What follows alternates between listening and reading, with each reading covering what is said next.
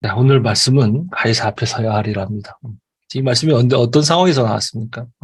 유로골라 폭풍 안에서 이제 뭐 짐도 다 버리고 할 수 있는 모든 것 조치를 다 취했는데 더 이상 방법이 없어서 소망을 잃은 자들이 되어 이렇게 돼 있습니다. 완전히 절망 가운데 있는데 그때 하나님이 전도자 바울을 통해 하나님의 말씀을 전달하시죠. 그때 나온 말씀입니다. 24절이죠. 바울아 두려워하지 말라. 네가 가이사 앞에 서야 하겠고 또 하나님께서 너와 함께 항해하는 자를 다 내게 주셨다 하였으니 그러므로 여러분은 안심하라. 나는 내게 말씀하신 그대로 되리라고 하나님을 믿노라. 그렇습니다. 이게 전달된 겁니다. 그 폭풍 속에서. 자, 여기서 이제 우리가 봐야 될 되게 중요한 분점이 있습니다. 뭐냐면 지금 하나님이 우리를 저와 여러분을 다 지금 바울처럼 쓰시려고 하는 겁니다. 그럼 여기서 바울처럼 쓰신다는 말은 무슨 뜻이냐? 지금 바울이 이 망대가 돼가지고요. 망대를 만들어서 플랫폼, 파수망대, 안테나의 역할을 한 겁니다. 자, 그래서 지금 우리가 시급하게 이제 하나님이 지금 가장 원하시는 건 뭐냐? 우리가 이 망대를 만들어서 그 망대 위로 올라가는 파수꾼이 되는 겁니다. 그래서 우리는 기도로 모든 것을 편집하고 말씀으로 설계하고 증거로 디자인하는 일을 계속해야 되겠습니다. 이거 하고 있어야 뭐가 되냐? 보이는 겁니다. 지금 세상의 문제가 뭐며 하나님의 뜻이 뭔지, 하나님의 계획이 뭔지, 요게 찾아져야 되는 거죠. 요게 찾아지면 오히려 유로골라 폭풍은 기회가 되는 겁니다. 큰 혼란 시대가 올 겁니다. 그 혼란 가운데서 하나님의 뜻을 전달하는 그 망대에 올라간 바스꾼이 되어야 되는 겁니다. 오늘 말씀 속에서 보겠습니다. 첫 번째 보니까 세상에 대한 교훈 그랬습니다. 무슨 말이냐. 지금 바울이 죄인의 신분으로 배를 타고 가고 있는 겁니다. 바울은 죄인이 아닌데 거기 앞에 있는 겁니다. 자, 우리 랩런트는 기억해야 돼요. 살아가는 동안에 억울한 일이 있을 수밖에 없습니다. 죄가 없는데 감옥에 갇히는 일도 있습니다. 그게 세상입니다. 여기서 우리가 얻어야 되는 교훈이 뭡니까? 그러니 흔들리지 말라는 것. 바울은 뭐라고 얘기했느냐? 우리가 고난받는 것은 당연한 일이다. 왜냐? 예수님께서 그리하셨기 때문에. 왜냐? 세상이 원래 그런 곳이기 때문에. 그래서 세상에 놀라거나 두려워하거나 흔들리지 마라. 두 번째, 난파선의 교훈입니다. 다시 말하면 지금이 어떤 시대냐? 하나님의 말씀과 전도자의 말을 듣지 않는 시대다. 하나님이 여러분에게 하나님의 뜻을 전달하게 하실 겁니다. 그러면 사람들이 그 말 듣고 그렇구나 그러고 막 깨닫고 잘 따라가냐? 그런 사람이 거의 없습니다. 애초에 예비돼 있죠. 다시 말하면 세계복음화를 위해 특별히 준비된 사람은 그 사건을 위해서 정말로 다른 동기 없이 떠밀려 오게 돼 있습니다. 인도를 받아 가게 되는데 만나지게 돼 있습니다. 그래서 우리는 전도운동할 때 뭐부터 해야 되냐? 응답부터 받아야 되고. 우리가 어떤 상황에서도 조건 전혀 상관없이 있잖아요. 망대 만들고 하나님 계획에 집중하고 있으면 말씀에 따라 하나님이 예비된 것이 만나지고 그 다음에 성취되어지는 흐름이 온다. 그게 지금 이번 달 내내 우리가 말씀 본 굉장히 중요한 부분입니다. 하나님 지금 저와 여러분은 이 시대와 우리의 현장에 망대로 우리가 서기를 원하십니다. 그러면 하나님이 우리가 망대를 준비하고 그 위에 올라가서 하나님을 집중하고 있으면요. 반드시 시대와 사람들을 향한 말씀을 주십니다. 그렇죠? 여러분을 통해 하나님의 말씀이 전달되지 않으면 하나님의 일이 시작되지 않습니다. 우리가 왜 문제오면 휘둘리느냐? 말씀 붙잡고 있지 않기 때문에 그래요. 로마 복음화가 하나님의 뜻이라는 사실을 언약을 붙잡은 사람이 바울 혼자뿐이 없었습니다.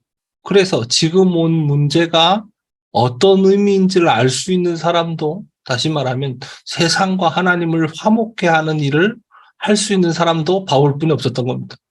언약 잡으면 그게 돼요. 그래서 망대로 올라가야 돼요. 시대는 원래 전도자의 말씀, 하나님의 말씀을 듣지 않습니다. 안 듣는 거에 실망할 필요 없어요. 그러나 결국 어떻게 돼? 하나님 뜻이 성취됩니다. 어떻게 해요? 광풍이 몰아치는 겁니다. 광풍이 몰아치면 어떻게 됩니까?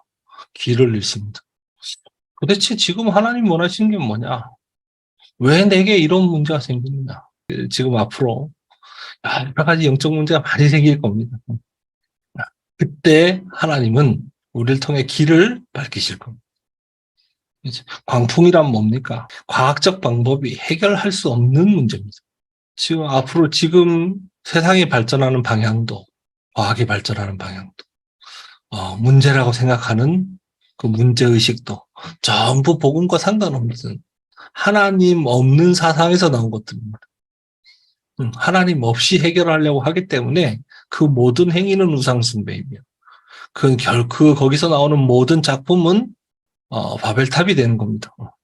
바벨탑은 결국 무너지게 돼 있습니다. 그래서 노력으로도 해결할 수 없는 이 문제. 언제 해결되느냐? 전도자의 메시지가 전달될 때 해결됩니다. 미리 바울을 통해서 하나님 말씀하셨어요. 이 배를 타고 지금 가면 광풍을 만나게 될 것이다. 근데 듣지 않았습니다. 그랬더니 결국 광풍이 오는데 믿지 아니하던 자들에게는 절망의 시간이지만 알고 있었던 바울에게는 세계복음화의 기회가 됐습니다. 하나님이 말씀 통해 미리 주시는 겁니다. 그래서 이 말씀이 그때 하나님이 현장을 통해 다시 소통이 시작되는 겁니다. 하나님, 바울을 통해서. 그게 바로 메시지 전달되는 거죠. 뭐라고 전달됐습니까? 안심해라. 절망 중에 있었습니다. 근데 하나님 뭐라고 말씀하시냐? 안심하라고 그랬습니다. 자, 하나님의 말씀을 붙잡지 않고 나아가는 세상. 구원의 여망마저 없어지는 겁니다. 살 길이 보이지 않는 겁니다. 그때 하나님은 여러분을 통해서 다시 전달하시는 겁니다. 뭘 말입니까? 메시지를 전달하게 됩니다. 하나님이 말씀 통해서, 예배를 통해서 지금 현장의 미래를 미리 계시하십니다. 그러면서 뭐라고 말씀하시냐? 바울아, 두려워 말라. 가이사 앞에 서야 하리라. 무슨 말이냐? 여러분이 있기 때문에 여러분 현장의 재앙이 막아지는 겁니다. 원래대로라면 그 배 안에 있는 사람들은 다 풍랑 맞아 죽었어야 됩니다. 그런데 바울이 가이사 앞에 가야 하기 때문에 그 사람들이 구원받는 그 정도 축복이 우리 안에 이미 있는 겁니다. 결국 이 사건은 온 세계에 전달됐습니다. 무슨 말이냐? 배에 탄 사람들이 하나님을 알게 됐고 바울을 핍박하던 유대인들이 바울의 소식을 통해 알게 됐고 로마 황제에게 이 사건이 전달된 겁니다. 가기 전에 이미 모든 세팅이 된 거죠. 결론 짓겠습니다. 오늘 기도처 보니까 있잖아요. 교회는 천국의 모형이라는 겁니다. 교회를 바로 알게 되면 굉장한 응답이 오는데 그 이유가 뭐냐? 천국의 모형이 교회이기 때문이다. 우리는 하나님 자녀의 신분을 갖고 있기 때문에 우리 안에 성령이 계시고 기도하고 예배할 때 천군 천사를 보내서 하나님의 말씀을 이루시며 심지어 실제 현장에 임재하셔서 하나님 자신의 계획을 이루신다. 이 교회의 축복이 우리의 신분을 타고 우리 안에 있는 겁니다. 우리가 예배할 때 이 교회라는 신분을 통해 예배할 때 천군 천사가 파송되고 예배드리는 동안이죠. 하나님의 말씀이 성취되며 내가 있는 그 현장에 임재돼서 하나님께서 하나님의 계획을 이루신다. 자, 이게 지금 예배 때 임하는 축복입니다. 그 풍랑이 임한 그 현장에서는 어떤 일이 벌어졌냐? 하나님께서 임재하셔서요. 바울뿐 아니라 바울과 함께한 모든 사람의 생명을 건지셨습니다. 임재를 통한 하나님의 계획을 이룬. 이 모든 축복이 교회와 예배의 축복이다. 지금 한 주간 여러분 현장에 많은 사람들 만나고 여러 사건들이 있겠죠. 지금 하나님은 그 모든 것 속에서 하나님 계획을 미리 말씀하십니다. 성취될 하나님 말씀을 미리 주시고 그 언약을 잡을 때 있잖아요. 지금 그 이후에 일어날 일을 시작하시는 겁니다. 자, 교회의 축복이 뭔지를 얘기했습니다. 그렇다면 예배가 뭐냐? 이걸 세 가지를 얘기했는데 첫 번째가 천국 잔치다. 그게 뭡니까? 지금 보호자의 축복이 임하는 시간. 다시 말하면 갈보리 산에서 일어났고 감람산에서 약속됐으며 마가다락방에서 일어난 응답이 그대로 누려지게 되는 그 비밀이 누려지게 되는 그게 지금 바로 예배다. 제가 이번 주에 강단 말씀 들으면서 하나님의 비밀인 그리스도 이걸 붙잡았습니다.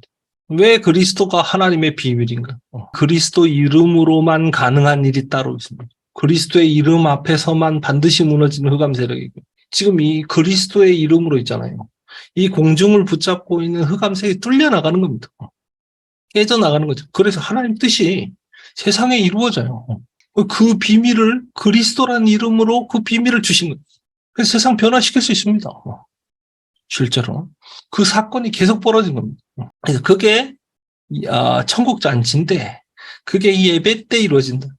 두 번째, 혼인 잔치에 참여하는 것이다. 세 가지 있다 그랬죠. 정혼식 있다 그랬고 신부집 들르고 결국 신랑 집에 오게 된다. 무슨 말입니까? 이 정혼식이 천국 잔치입니다. 예배 그 자체입니다. 그 다음에 이 예배의 축복이 현장에 임하게 되는 겁니다. 신부집. 신부가 우리 아닙니까? 우리가 그런 세상입니다. 그리고 어떻게 됩니까? 그 축복이 하나나 신랑의 집 천국으로 이어진다. 예배의 축복이 내게 있는 현장으로 그리고 하나님 우리가 가야 될 하나님의 나라로 그렇게 이어지게 되는 것이다. 세 번째, 예복 입은 자들의 모임이다. 예배란 무슨 말이냐? 이 마태복음 16장 16절에 고백을 한 베드로에게 하나님이 세계 복음화를 맡기셨죠. 내가 천국 열쇠를 너에게 주겠다. 음부의 권세가 너희를 해치지 못할 것이다. 그걸 알아들은 사람들의 모임이 교회고 그 사람들이 모여 하나님께 영광 돌리는 게 이게 지금 예배입니다. 그래서 우리가 이 축복을 먼저 회복해야 돼요. 그래서 우리는 교회의 축복과 우리 신분이죠. 교회의 축복과 이 예배라고 하는 이 권세를 말해요. 이것부터 회복해야 됩니다. 그러면 어떻게 됩니까? 그걸 제대로 누릴 수 있는 것이 성전이며 그걸 제대로 누리면 셋들이 회복되는 것이다. 그래서 237 치유 서밋이라고 하는 셋들이 회복되는 것으로 이루어진다. 앞으로 풍랑맞은 시대가 올 겁니다. 그런데 하나님이 우리에게 주신 언약 뭡니까? 미자립 시대입니다. 지금 많은 사람들이 혼자서 해결 못해요. 계속 흔들리고 속게 됩니다. 우리는 망대를 세워야 돼요. 그게 미자립 언약입니다. 두 번째 뭡니까? 우리를 통해 무슨 일을 이루실 거냐? 새 뜰을 회복하게 하실 겁니다. 237 치유 서밋의 뜰을 회복하게 하실 것이다. 지금 우리에게 주신 언약은 뭐냐? 미자립 해결입니다. 그게 무슨 말이냐? 새 뜰을 회복하는 것이다. 그러면서 마지막 세 번째 뭡니까? 그래서 하나님이 지금 금토일 시대를 세팅하라는 겁니다. 그걸로 충분합니다. 언약을 잡고 있으면 문제가 옵니다. 지금 언약이 없는 사람에게는 위기지만 언약 잡은 사람에겐 기회입니다.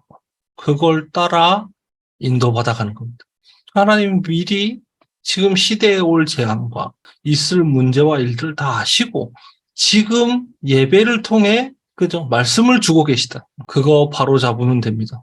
그래서 시대의 개인의 미자립과 미자립 교회의 문제, 미자립 시대 문제를 해결하는 모델로서 우리 교회를 세우실 것이다. 언약으로 붙잡고 성령의 인도를 받으시는 우리 좋은 교회 성도님들 다 되시기를 주의 이름으로 축원합니다.